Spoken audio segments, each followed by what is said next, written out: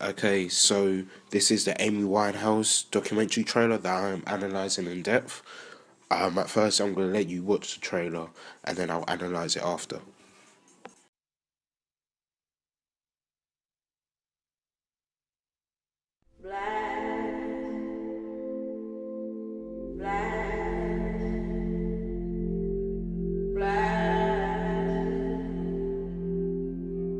Oh, it's a bit upsetting at the end, isn't it? She was highly intelligent, the most intelligent person I knew.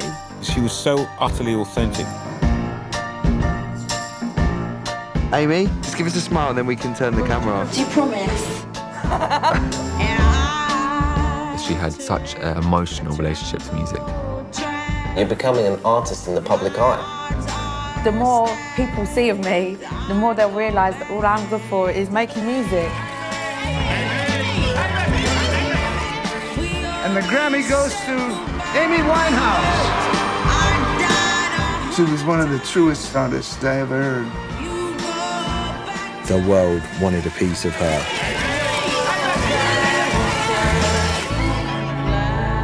Amy was a girl that just wanted to be loved. I fell in love with someone who I would have died for. And that's like a real drug, isn't it?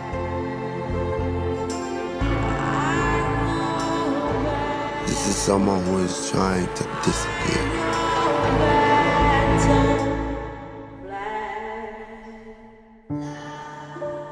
The thing is, I don't think I'm going to be at all famous.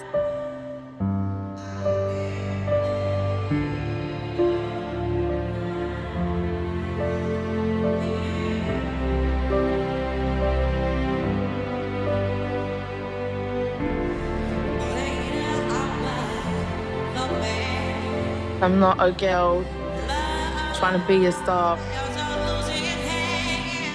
I'm just a girl that sings.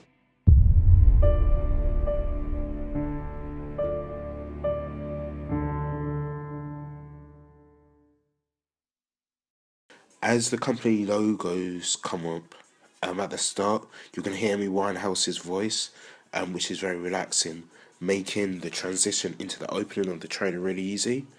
And with this piece of audio we hear, you then see the transition into her in the studio talking. So it was part of all the same scene, but we just didn't see her visually at first. The footage was very rough and not clean, making a home feel and presents that this scene is natural, and it was a natural moment actually being captured, and it was really set up right in front of her face. You just got a slow zoom in into her face and then a slow zoom out a bit. After this, we see the typography from the award-winning team behind Senna. It shows to the audience watching that this documentary has been made by a team who have won an award for a documentary that was at high quality and is really well known.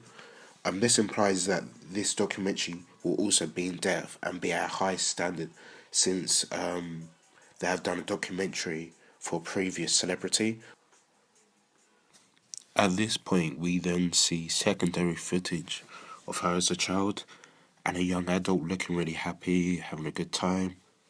In addition, we know that the footage is old due to the resolution, as seen in the previous clip as well. At the same time, we have a voiceover of someone talking about her as a person, saying she was high intelligent, and then a male says, was utterly authentic. With keywords, they have chosen to have them in red so it stands out. They have also chosen red because of its connotation colour. It's varied from good to bad and essentially reflects on Amy Winehouse's life and what it was actually like. When then we then get a few seconds of a top shot over London with a sunset. This is to present that this is where she is from. I would say that most of the trailer is a montage because you get to see bits of her on a carpet walk, live performances, her doing photo shoots and many more other stuff like paparazzi as well. The cinematography is varied due to it being really all of it secondary footage, so that shows her in a different light in all of the shots really. To this point in the trailer and the whole montage, you are hearing one of Amy Winehouse's well-known songs being played, so this is really cool to have being played at the same time, so you fully understand what her music is like as well. To make this trailer interesting, they've chosen to use moments when there are paparazzi with their flashes, making it very intense and very quick and really hard to detect what's exactly happening. Plus, they've also shown moments. Of her winning awards where she's in shock, and we see people jumping up and down, adding energy and making the trailer more engaging to watch. In the first part of the trailer, you see her always happy, always with a smile on her face, and there's a lot of close-up shots where you can see her raw emotion, but she seems generally really happy.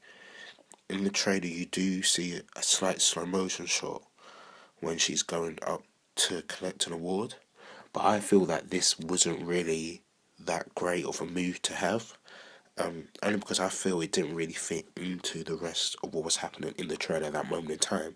If it was longer, and maybe if the music was then slower as well, it would then work, but I just felt that it didn't work.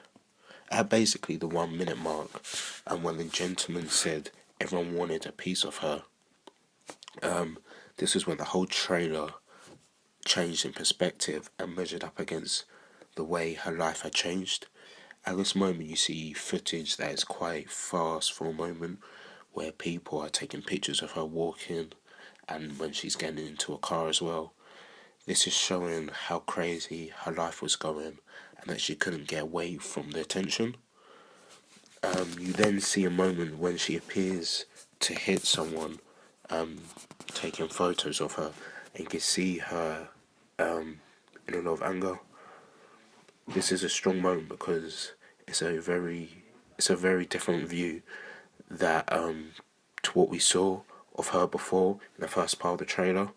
The music then slows down and sound is dreary, and we can see that it looks like she is either intoxicated due to alcohol or drugs, because her eyes look glossed over and her facial expression is different from what she looked like when she was smiling normally and not presumably on anything. But I'm just making an assumption here, I'm not exactly sure. This can upset the audience in seeing her in this way.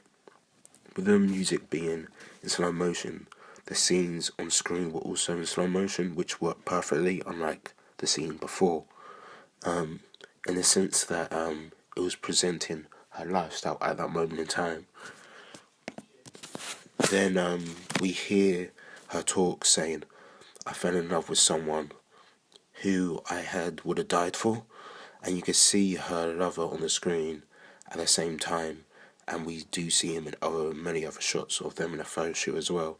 But this makes us know who she's actually talking about if we didn't really know much about her. But obviously, if it was her loyal fans, they would know who this person is.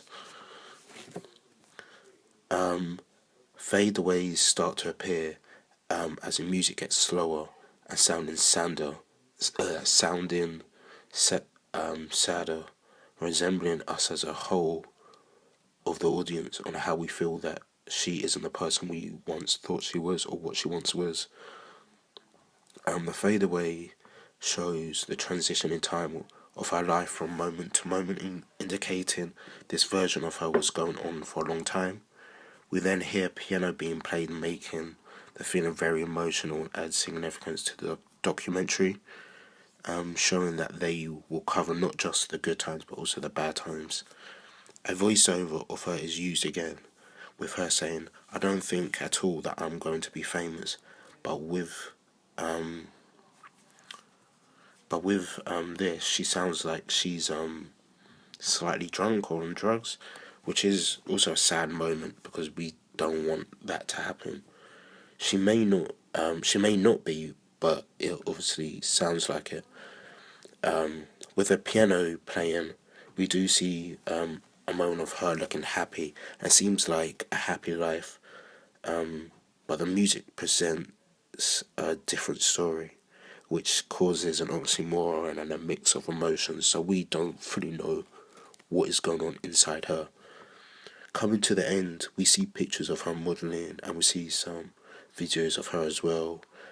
There's a huge mix in colours presenting different feelings at that moment, but that's only really because Muslim are secondary source footage, so it's coming from different areas. At this moment, we see quotes come onto the screen talking about the documentary, with Time Out saying deeply moving, with a deep dark red colour covering the screen, with Amy Winehouse at sort of a distance looking towards the camera, representing how deep the documentary goes and how deep her life is and how it's changed. If it was a lighter red, it may be showing a happier lifestyle, but at that moment it's probably a darker lifestyle. At the end, we do see lots of movements of her being happy, as I said, but we do see one moment when she's attacking a photographer again, reminding us of the other side of how we don't forget. So we don't forget. We end on her speaking, saying, "I'm not a girl trying to be a star. I'm just a girl that sings." And this is a really nice quote to have. And the last thing we do see at the same time is her smiling, so the audience do feel comfortable and are reminded of the good times and the good music she did produce, and that, as she said, that she's just a person who's a girl that's trying to make music and sing. This does indicate that this is a celebration of her life and not just how her life went wrong. Yeah. Then the screen goes black and the title Amy in caps comes up in a mix of dark and light red. And with this, there's a deep type of dong noise as well to end it off with, and then with some credits coming after this. The typography used is really bold throughout all of it, and it does definitely capture your eyes, and with so important words being in red, it definitely does engage you and keep you focused. And the way they spread it out, I think, was really good, by having it early in the start of the trailer and then late on in the second part of the trailer. So we do not just see like constant typography coming throughout the whole of the trailer. So we do get a large chunk where it's just footage of her and not just typography every 30 or however long. Looking at this trailer, I would say that it would definitely be interest on me and provoke me to watch the actual documentary, due to getting the implication that they went in depth into the life of Amy Winehouse. There's already a set audience ready to watch this documentary. That'll be her following. A documentary on an artist that passed away tragically will definitely mean her fans would want to watch something that is about her, because it will remind them of the great moments of that person and of their moments they remember of them if they went to a concert or anything like that. People who are either heavily influenced in music or have a great interest would watch this due to her stature in the industry and her being a well-known artist. So a documentary like this it'll be rare to come around, but it'll be a great opportunity to watch as well. Editing overall, I think, was very simple, because most of the scenes were secondary source images, and because it's a trailer, they picked the most effective shots that would definitely grab the audience's attention. And with it also being a montage, even though there is consideration, the consideration on if it was an actual film is quite different, because you could pick specific moments that, as we see, of her looking really happy, which is much easier to pick out than an actual film trailer where you don't want to be giving away a whole lot, where because you're not telling the whole story, where we know basically the end story of Amy Winehouse, but it's still very interesting that they've picked certain parts out. This montage style works very well in the sense you are able to understand a story that's pretty briefly for a trailer. Also, because it's brief, it makes the audience want to watch the whole documentary to know more, which is very effective. I feel that the sound was perfect in the aspect of using voiceovers to help transitions from scene to scene.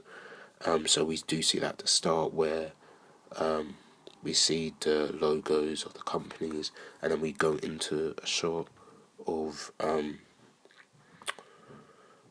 her at the studio.